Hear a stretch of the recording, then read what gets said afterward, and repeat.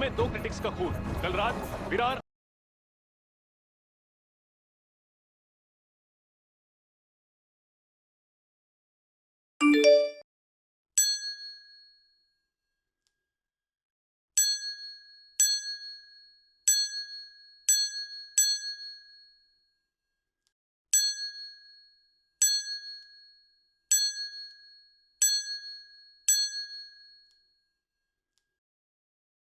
Halo Movie Rangers, apa kabar kalian semua? Semoga kita semua selalu dilancarkan dalam menjalani aktivitas sehari-hari. Hari ini Banjir akan menceritakan film berbahasa Hindi yang berjudul Chup.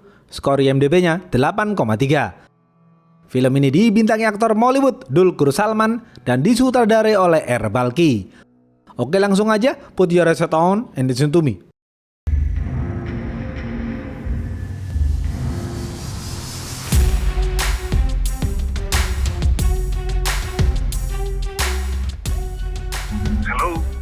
Pemeran-pemeran film ini antara lain Danny adalah pemilik toko bunga, Nila adalah seorang reporter film, Arvin adalah polisi. Suatu malam di kota Mumbai, istri Nitin pulang ke apartemennya. Nitin adalah seorang kritikus film yang cukup dikenal. Karena satpam apartemen sedang tertidur pulas, istri Nitin langsung naik ke lantai atas. Istri Nitin memencet bel apartemennya berkali-kali, namun Nitin tidak mendengar. Istri Nitin lalu membuka pintu menggunakan kunci yang ia bawa. Ternyata di dalam apartemennya lampu mati. Istri Nitin membetulkan skring lampu apartemennya terlebih dahulu. Setelah itu, istri Nitin pergi ke kamar mandi. Tiba-tiba, istri Nitin menjerit ketika melihat Nitin tewas mengenaskan di kamar mandi.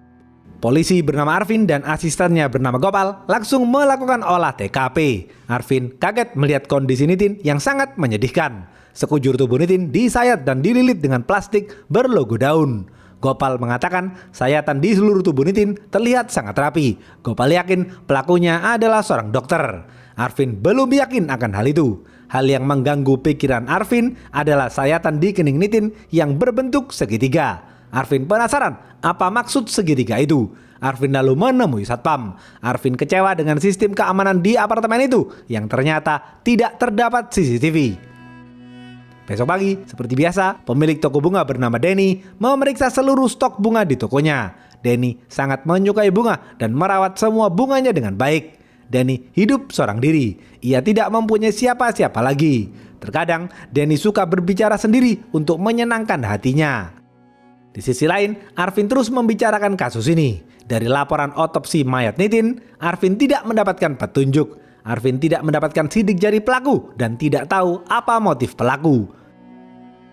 Terlihat di rumah Nitin, semua orang ramai-ramai mengucapkan bela sungkawa. Beberapa kritikus film juga hadir di sana. Salah satunya adalah Kartik. Kartik juga dikenal sebagai kritikus film yang cerdas. Anak buah Kartik yang merupakan seorang reporter film bernama Nila juga turut hadir di sana.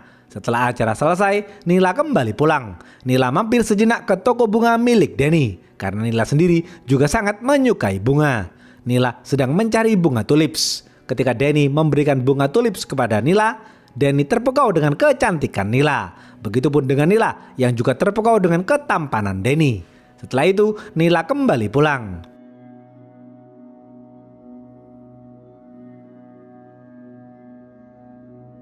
Beberapa hari kemudian, Danny melihat Nila di supermarket. Danny tidak berani menyapa Nila. Danny hanya melihat Nila dari kejauhan.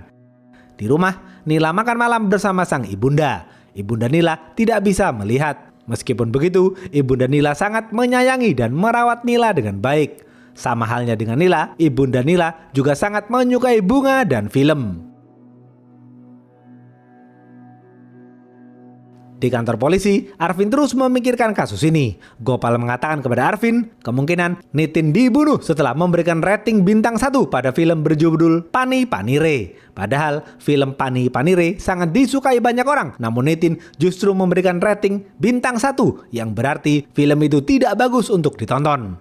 Arvin belum yakin dengan teori Gopal itu. Arvin dan Gopal lalu pergi menemui sutradara dan produser film Pani Panire. Setelah diinterogasi, Arvin tidak mencurigai sutradara dan produser. Namun di sana, Arvin melihat gambar daun yang bentuknya mirip dengan sayatan di sekujur tubuh Nitin. Arvin lalu kembali ke kantor polisi. Di tengah perjalanan, ia melihat penjual bunga di lampu merah. Arvin memanggil penjual bunga itu dan ternyata plastik pembungkus bunga itu sama persis dengan plastik yang digunakan pelaku mengikat sekujur tubuh Nitin. Arvin dan Gopal bergerak cepat memeriksa beberapa toko bunga, namun kepolisian tidak mendapatkan petunjuk. Nila mendatangi toko bunga Denny lagi. Mereka berdua melirik satu sama lain. Setelah Nila pulang, seperti biasa Denny berbicara dan tertawa sendiri. Di rumah, Arvin terus memikirkan kasus ini. Arvin menduga bentuk segitiga di kening Nitin yang disayat pelaku adalah bentuk bintang yang belum selesai dibuat.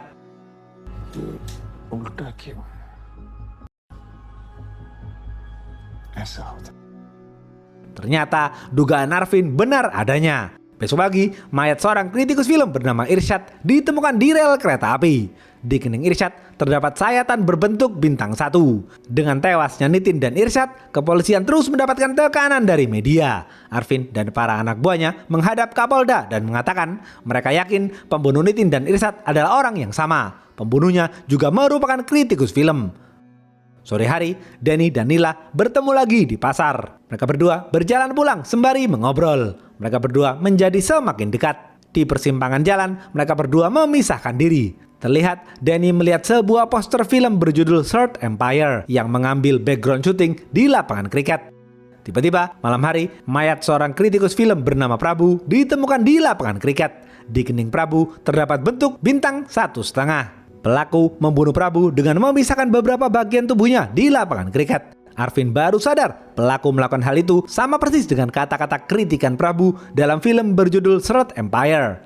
Arvin juga teringat pelaku membunuh Nitin di kamar mandi sesuai dengan kritikan Nitin yang mengkritik sebuah film membosankan seperti sedang di kamar mandi. Pelaku membunuh Irsyad di rel kereta api sesuai dengan kata-kata kritikan Irsyad yang mengatakan filmnya membosankan seperti rel kereta api. Arvin yakin ini semua karena kritikan pedas dari para kritikus itu. Arvin jengkel karena belum bisa menemukan pelaku. Dengan terbunuhnya 3 kritikus film itu, media semakin memojokkan kepolisian. Akhirnya, dengan terpaksa, kepolisian memerintahkan para kritikus film untuk tidak memberikan penilaian terhadap film apapun dahulu. Itu semua demi keselamatan nyawa para kritikus film. Perintah kepolisian itu mendapatkan pro dan kontra dari para kritikus film. Beberapa dari mereka setuju dengan perintah itu, namun tidak sedikit dari mereka yang membelot.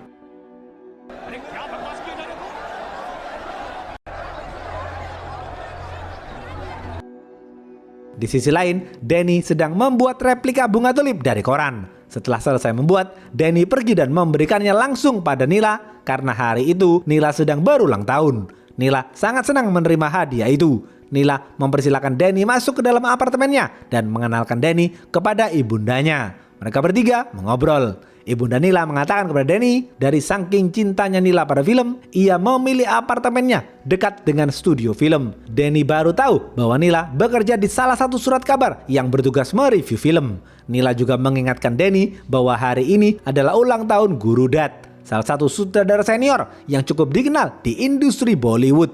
Tiba-tiba Nila dicat atasannya dan mendapatkan perintah untuk membuat artikel mengenai Guru Dat. Setelah mengobrol, Denny kembali pulang.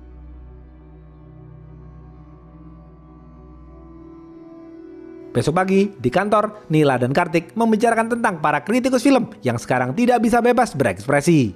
Kartik mengatakan kepada Nila, ia ingin tetap jujur dalam mereview film.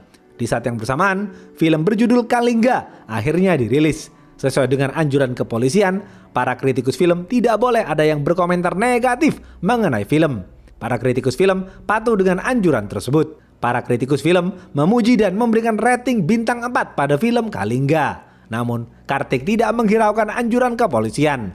Kartik justru memberikan bintang 1 pada film itu. Karena Kartik merasa film Kalingga tidak bagus untuk ditonton. Kepolisian bergerak cepat melindungi rumah Kartik karena kepolisian yakin pelaku pasti akan membunuh Kartik. Namun, setelah seharian berjaga di apartemen Kartik, Arvin dan kepolisian tidak melihat hal-hal yang mencurigakan. Ternyata pembunuh berantai yang selama ini membunuh para kritikus film adalah Denny.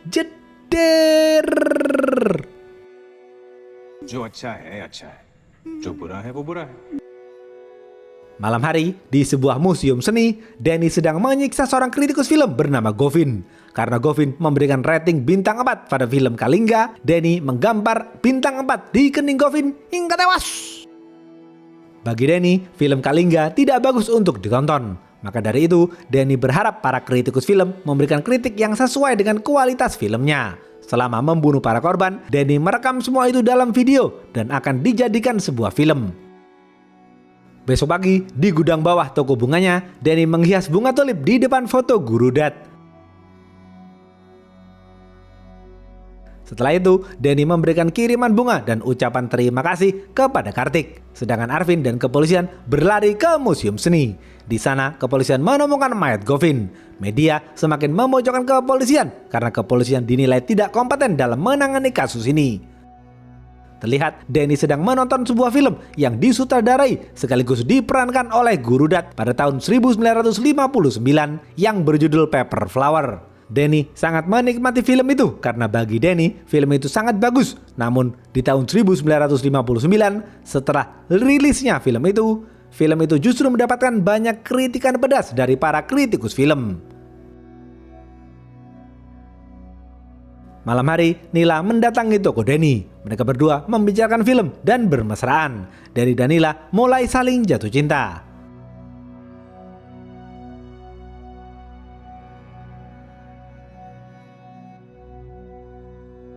Di kantor polisi, Arvin terus memikirkan kasus ini. Arvin terus berpikir keras dan tidak mau gagal dalam menangani kasus ini. Arvin akhirnya mendapatkan ide. Ia memanggil Dr. Zeno untuk membantunya mencari pelaku pembunuhan berantai ini. Dr. Zeno adalah kriminal psikologis. Arvin, Dr. Zeno, dan Kapolda bertemu.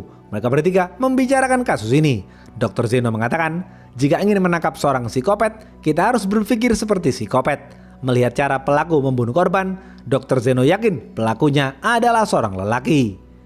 Di sisi lain, Denny sedang berbicara dan tertawa sendiri di depan foto Guru Dat. Denny juga melihat dengan penuh bangga hasil rekaman video pembunuhan Nitin, Irsyad, Prabu, dan Govin. Video-video itu akan Denny buat menjadi sebuah film.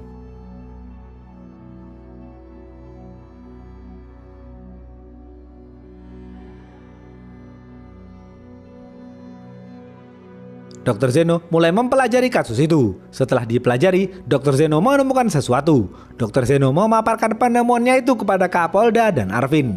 Dr. Zeno mengatakan, dari sayatan-sayatan korban, pelaku seperti pernah mengalami trauma di masa lalunya. Dan pelaku menganggap dirinya sebagai pahlawan. Besok pagi, Nila dan Denny bertemu kembali. Mereka berdua menghabiskan waktu bersama di toko Denny. Ketika mereka berdua sedang asyik bermesraan, tiba-tiba Nila melihat peralatan film di kamar Denny.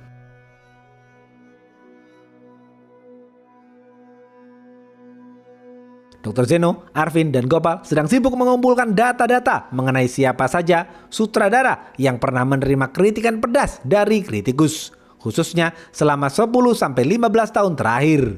Arvin menemui Kartik untuk meminta bantuan dalam hal ini. Kartik mengingat satu nama, seorang sutradara yang hancur karirnya karena menerima kritikan pedas dari kritikus adalah Guru Dat. Menurut Kartik, film terakhir Guru Dat tahun 1959 berjudul Paper Flowers adalah salah satu karya terbaik Guru Dat. Namun sayang, film itu justru dikritik habis-habisan oleh para kritikus film yang akhirnya membuat karir Guru Dat hancur. Guru Dat mempunyai putra bernama Sebastian Gomez. Setelah bermesraan, Denny dan Nila minum teh di halaman belakang. Nila bertanya kepada Denny, apakah dahulu keluarga Denny ada yang bekerja di industri film. Denny tidak suka dengan pertanyaan itu karena jati dirinya mulai terbongkar. Nila lalu kembali pulang. Denny mulai berbicara dan marah-marah sendiri karena Nila sudah tahu bahwa keluarga Denny dahulu ada yang pernah bekerja di industri film. Denny akan menyembunyikan semua peralatan film yang ia punya di gudang bawah.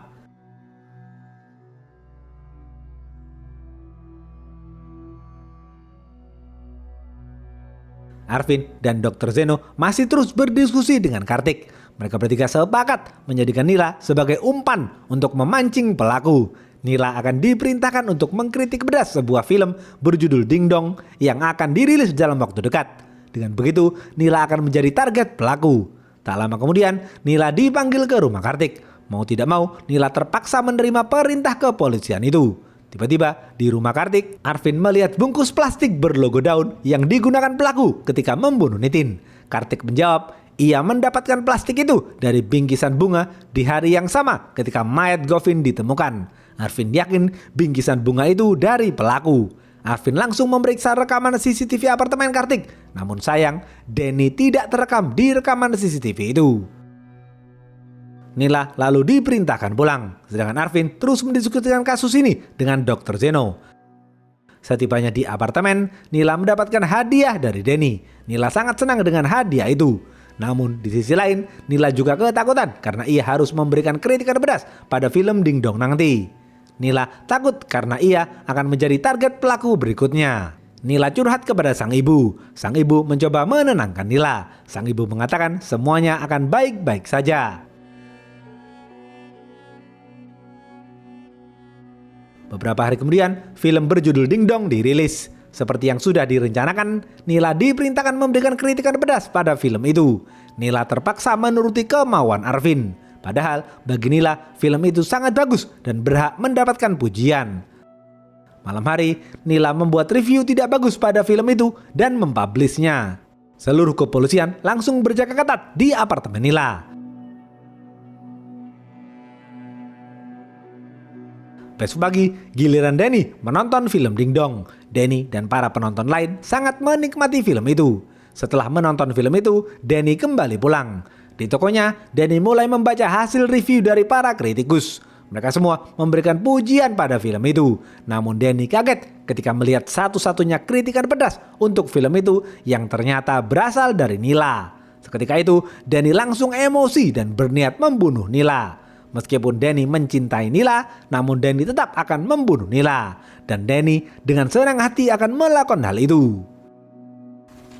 I'm coming home. Terlihat Arvin dan seluruh kepolisian di kota Mumbai berjaga ketat di semua sisi apartemen Nila.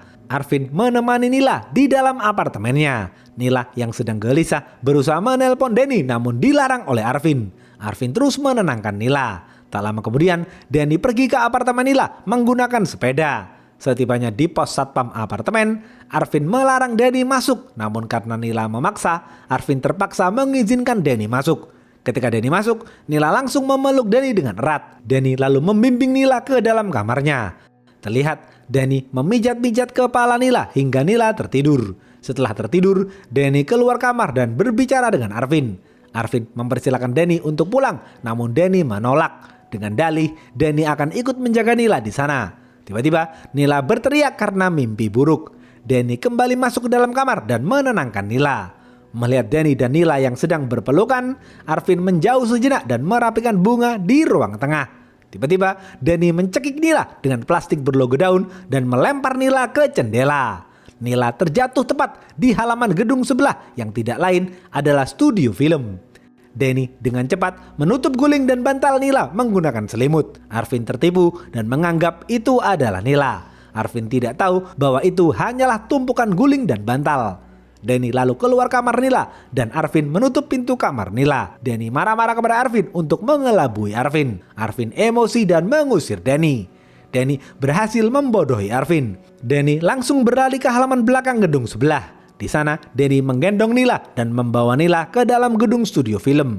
Denny meletakkan Nila di kursi dan mulai merekam. Denny akan menyiksa Nila. Nila yang lemas dan terluka parah tak bisa berbuat apa-apa. Denny mengatakan kepada Nila bahwa nama aslinya bukan Denny, melainkan Sebastian Gomez. Denny adalah nama anjing peliharaannya dahulu yang dibunuh ayahnya, yang tidak lain adalah Guru Dat. Denny juga mengatakan kepada Nila bahwa para kritikus film sekarang ini sangat membosankan. Mereka hanya bisa memuji dan memaki. Padahal seharusnya mereka menilai sisi orisinalitas dari film tersebut. Karena film adalah sebuah seni, bukan mesin fotokopi yang hanya pandai meremake film-film dari industri lain. Denny bersiap akan memberi sayatan bintang di kening Nila. Di saat yang bersamaan, Arvin melihat sepeda Denny yang masih terparkir di parkiran apartemen. Arvin teringat beberapa menit lalu ketika Denny memijat kening Nila, Denny membentuk gambar bintang. Arvin curiga kepada Denny. Ketika Arvin masuk ke dalam kamar Nila, Ternyata benar dugaan Arvin. Nila tidak berada di sana. Arvin yakin Denny lah pelakunya. Ketika Arvin membuka jendela kamar Nila, ia melihat studio film tepat di sebelah apartemen Nila. Arvin yakin Denny sedang menyiksa Nila di sana. Arvin langsung melompat ke gedung sebelah. Sambil berjalan pincang, Arvin terus mencari Denny. Para anak buah Arvin dengan cepat mengepung gedung studio film itu. Nila mengatakan kepada Denny bahwa setiap orang pasti mempunyai pendapat yang berbeda-beda dalam menilai film.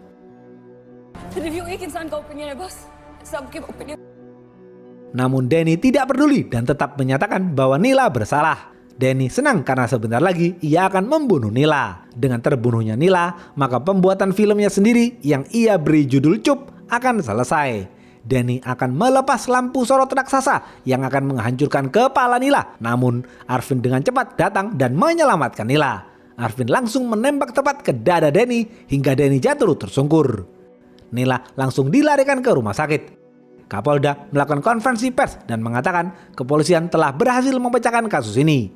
Gopal mendatangi toko Denny dan menggeledah gudang bawah di toko Denny. Di sana, Gopal menemukan semuanya, mulai dari plastik berlogo daun dan peralatan-peralatan film. Gopal juga melihat foto Gurudat yang ternyata adalah ayah Denny. Setelah itu, Gopal kembali ke kantor polisi.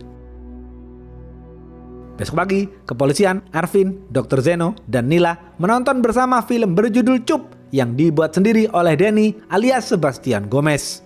Barulah di sini diceritakan fakta masa lalu Denny. Denny alias Sebastian Gomez adalah seorang bocil yang bahagia. Ia mempunyai anjing peliharaan bernama Denny. Ia mempunyai seorang ibu yang penyayang. Ibunda Sebastian Gomez sangat menyukai bunga. Sebastian Gomez juga mempunyai seorang ayah yang merupakan sutradara berbakat bernama Gurudat. Namun, film terakhir Gurudat tahun 1959 mendapatkan kritikan pedas dari para kritikus film yang membuat karir Gurudat hancur. Gurudat depresi dan memukuli istrinya sendiri. Sebastian Gomez yang masih bocil tidak bisa berbuat banyak. Ketika dewasa, sang ayah membunuh Denny. Sebastian Gomez marah dan mengurung sang ayah. Sejak itu, Sebastian Gomez mulai membuat skrip filmnya sendiri. Tak lama kemudian, Gurudat meninggal dunia. Disusul sang ibu yang juga meninggal dunia karena sakit. Setelah menonton film itu, Arvin, Gopal, Dr. Zeno, dan Nila menangis dan memahami mengapa Sebastian Gomez bisa berubah menjadi seorang psikopat dan melakukan semua pembunuhan itu. Terlihat Sebastian Gomez sedang sarapan pagi di dalam penjara sembari tertawa.